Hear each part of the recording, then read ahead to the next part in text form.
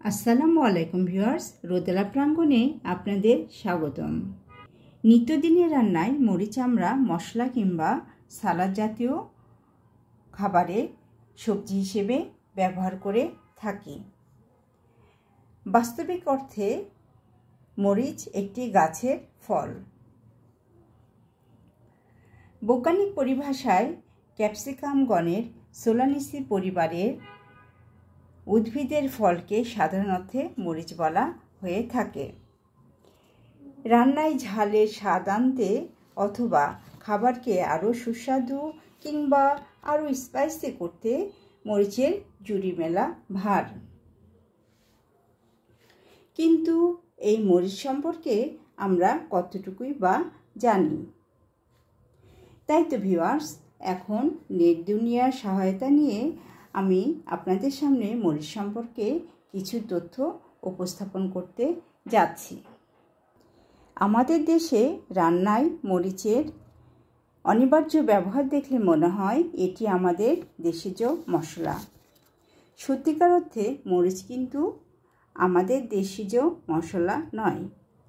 মরিচের আদি নিবাস থেকে জানা যায় মধ্য ও দক্ষিণ আমেরিকার বিভিন্ন অংশে প্রাচীনকাল থেকেই মরিচের চাষ হতো। পুরাতত্ত্ববিদরা প্রায় ৬,০০০ বছর আগে ইকুয়েডর এর পশ্চিমাংশে মরিচ চাষের প্রমাণ পেয়েছেন। আরও জানা যায় ৭,৫০০ বছর আগে থেকেই আমেরিকার আদিবাসীরা মরিচ ব্যবহার করে আসছেন।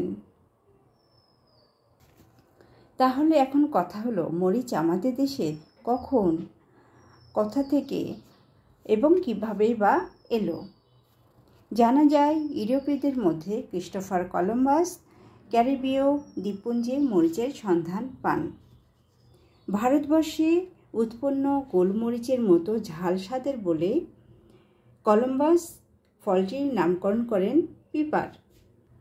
১৪৯২ খ্রিস্টাব্দ কলম্বাসের আমেরিকা আবিষ্কারের পর থেকেই ভূমধ্যসাগরীয় অঞ্চল ও ভারতবর্ষে মরিচের প্রচলন ঘটে। স্পেনীয় ব্যবসায়ীরা মেক্সিকো থেকে এশিয়ার বিভিন্ন অঞ্চলে, যেমন প্রথমে ফিলিপাইন ও পরবর্তীতে ভারতবর্ষের নানান স্থান, চীন, কোরিয়া ও জাপানের বিভিন্ন অংশে মরিচ নিয়ে আসেন। আর এভাবেই সারা বিশ্বে ঘটে মরিচের ব্যাপক ব্যবহার। ভারতবর্ষের প্রথমে গোয়া অঞ্চলে ব্যবসায়ীদের হাত ধরেই মরিচের আবির্ভাব ঘটে। খুব দ্রুত সুস্বাদু খাদ্য উপকরণ হিসেবে বেশ জনপ্রিয়তা অর্জন করে। শুরু হয়ে যায় মরিচের ব্যাপক চাষ, বেড়ে যায় তুলনামূলকভাবে আরও বেশি ব্যবহারের পরিধি। পর্তুগিজ ভাষায় মরিচকে মরিচ বলে, আর এভাবেই ফলটি মরিচ নামে পরিচিতি লাভ করে। অবশ্য অঞ্চলভেদে মরিচকে লঙ্কা নামেও ডাকা হয়। সম্ভবত যে সকল অঞ্চলে শ্রীলঙ্কা থেকে মরিচ আমদানি করা হতো সে সকল অঞ্চলে মরিচ লঙ্কা নামে পরিচিতি লাভ করে।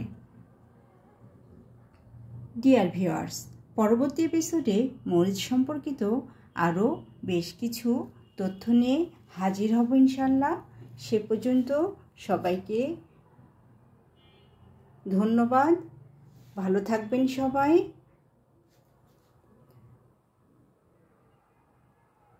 নিশ্চয় দেখা হবে অন্য কোনো এপিসোডে। আল্লাহ হাফিজ।